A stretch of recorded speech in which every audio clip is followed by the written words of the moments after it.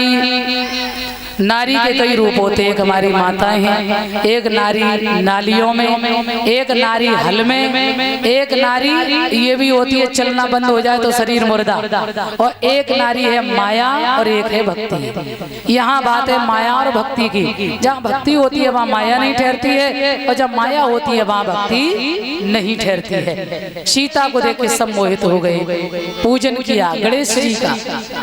अब बड़े बड़े योद्धा जा रहे धनुष को तोड़ने, मगर हिला नहीं पा रहे।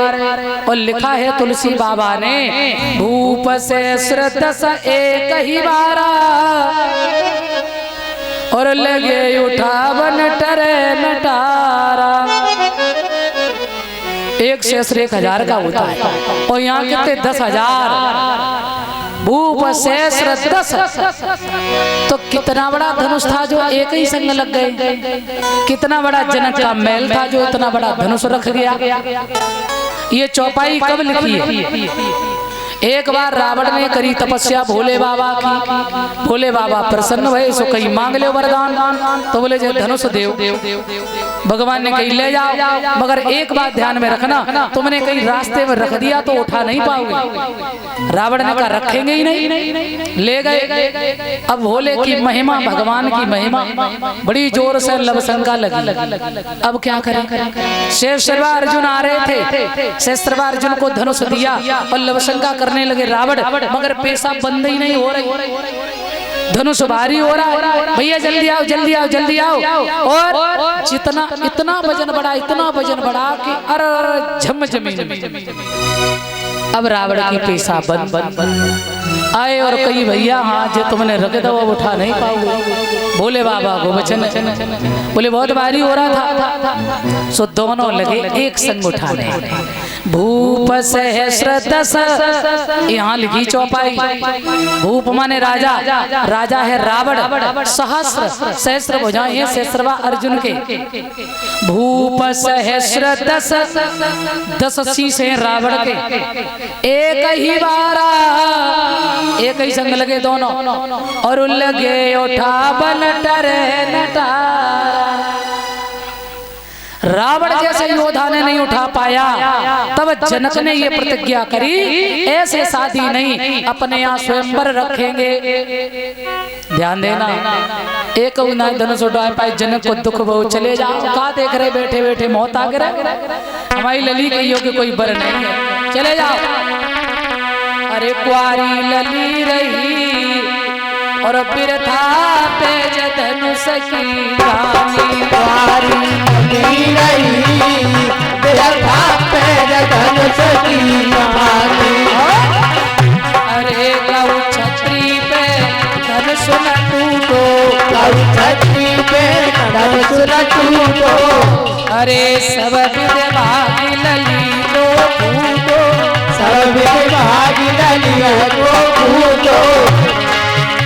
अरे हमारी असी हरी मेरा खाते धनुष की कारी। हमारी असी हरी मेरा खाते धनुष की कारी। हरी मेरा खाते धनुष की कारी। लली रही मेरा खाते धनुष की कारी। बोलिए सद्गुरुदेव भगवान की। जनक ने कहा मेरी बेटी के योग्य वर नहीं है, और जैसे ही लक्ष्मण ने सुना राम तो बहुत सीधे। मेरे सज्जनों, बस समझ लिया उन पुरुषों की संतानों में तासीर नहीं, और मैं खुले तौर से कहते हैं पृथ्वी पर कोई वीर नहीं। जाओ। तो राम तो बहुत सीधे, कछु ना बोले। लक्ष्मण जी खड़े हो गए हैं, मुनिवर जरा फिर से तो कहना क्या कह रहे हो? पृथ्वी सूरवीरों से बीन हो गई। सुनो, भैया की आज्ञा मिल जाए, गुरु को आशीर्वाद मिल जाए तो जो धनुष तो बहुत छोटी चीज है। हाँ सुनो,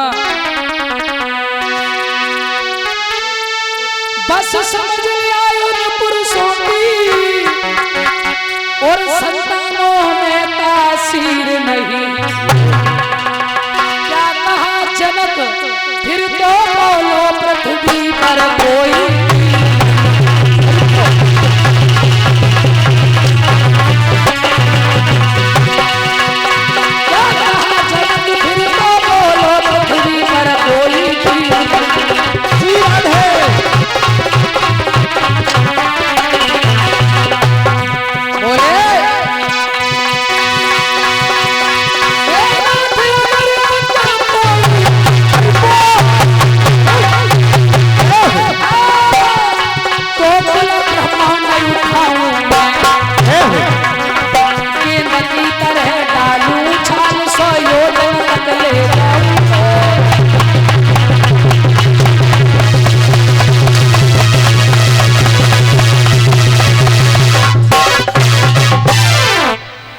प्यारे सज्जनों, लक्ष्मण जी कहने लगे भैया गुरु किया गया और भैया के आशीर्वाद मिल जाए ना तो धनुष को गेंद बना दूंगा। गेंद सभा में सन्नाटा हो गया। बड़े बड़े राजन ने तो उठाए नहीं पाओ, जो छोटी सी चुईया सांचो पहाड़ उठाई भैया। पर गुरु जी ने कही लला लक्ष्मण तुम आओ तो नंबर ही ना आवे, तुम बैठ जाओ, काय को मुफ्त में क्रोध कर रहे हो। सो लक्ष्मण जी मार गुस्सा में बैठ गए पर दांत ही छपे रहे। एक मौका मिलता एक धनुष को गेंद बना देता पर राम जी को इशारा किया, गुरु जी ने लला तुम जाओ। सो राम धनुष के पास गए, सीता जी ऊपर खड़ी है, गणेश जी बैठे थे धनुष पे। सो उनने इशारा करो मैया जी ये अब हम चले। कई कारण है धनुष ना टूटो। अब भैया राम जी ने सोची प्रणाम तो करी ना गुरु जी को, पर अगर यहाँ तक झुके प्रणाम कर रहे तो सीता जी जे न जाने के जो ने हाथ जोड़ लाए हम उन्हें तोड़े पे तो जो ऊपर तक गिर के न मर जाए। सो राम जी ने उसी समय गुरहि प्रणाम मन ही मन कीना, मन ही मन प्रणाम किया है। और इधर तुलसी बाबा लिख रहे हैं लेत चढ़ावत खींचत गाड़े और काउन लखा देख सब ठाड़े। लेत क्या लिया ये अध्यात्म में ध्यान देंगे। वैसे तो नॉर्मल बता देते कब उठाया कब चढ़ाया कब तोड़ा, पर ध्यान दो लेत राम जी ने किया प्रणाम गुरु जी को और गुरु जी ने लिया प्रणाम। लेत प्रणाम स्वीकार किया। लेत चढ़ावत धनुष पे चाप भी चढ़ाया राम ने और सीता जी की मांग में सिंदूर भी चढ़ा दिया। टेंशन मत करो अब टूट जाएगा।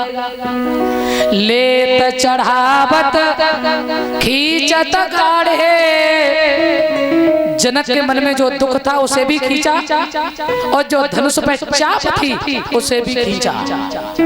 और कितना ऊंचा ले गए, जब ब्रह्मांड से ऊपर हर संत महापुरुष की पहुंच केवल ब्रह्मांड तक ही सीमित होती है। सब शून्यमय हो गए और काउन लखा देख सब ठाड़े, क्योंकि चाप इतनी ऊपर ले गए भाई ब्रह्मांड तक क्षमता है, फिर ऊपर कहाँ, तो सब शून्यमय हो गए। पर धनुष टूटा, परशुराम आ गए। धनुष तोड़ने वाला कौन सा माई का लाल है, जरा मेरे सामने निकल के आए मैं तो देखूं सही। आहा राम जी सरल है नाथ संबंधन भंजन हारा और हुई हो कोई एक दास तुम्हारा, कोई तो आपका होगा। राम जी ने कहा अच्छा इसका मतलब धनुष तुमने ही तोड़ा है। बोले हाँ यही सही। अपमान करने लगे, अब शब्द बोलने लगे। राम बड़े सरल हैं। लक्ष्मण जी को ना चैन पड़ो, लक्ष्मण जी खड़े हो गए और कहने लगे मुनिवर हम लोग सूर्यवंशी हैं, कोई ऐसे वैसे नहीं है। हाँ ये फूक से पाड़ उड़ाने की कोशिश मत करो भैया, सीधी बात करो, तुम जहर ही जहर बोल रहे। तो परशुराम को क्रोध आ गया, बात हो रही है ये बीच में कौन टपक पड़ा, हटावे से एक फरसे में पता नहीं चलेगा किस लोक में गया। सो राम जी बोले महाराज जो सजा जाए दें चांत सो हमें दे, जे दूध महा बालक ज्ञानी है, बालक है, इन्हें क्षमा करो। तो राम जी ने जैसे ही कहा सो परशुराम का क्रोध शांत हुआ और जैसे ही लक्ष्मण ने देखा अरे भैया इनके सामने हाथ जोड़ा है, क्यों ये कौन है, हम लोग कोई ऐसे वैसे नहीं सूर्यवंशी है, मैं छुई मुई का पेड़ नहीं जो छूने से मुरझा जाऊं और उस माई का लाल नहीं जो फरसा दे डरा जाऊं। सूर्यवंशी हैं, सर को कटा सकते पर झुका नहीं सकते, जानते। और सुनो बहुत देर तक गाल बजाए रहे, जब फरसा तो मारे तो कोई वीर बहादुर थोड़े घर में चुईया मारी। हाँ अपने भैया और अपनी अम्मा कौन सा बहादुर को काम करो तुमने। उतरी हुई कमान फिर से चढ़ गई।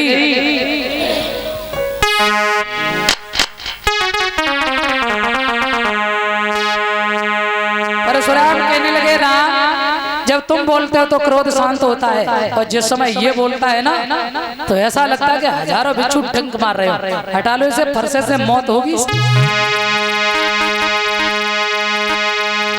सुन ले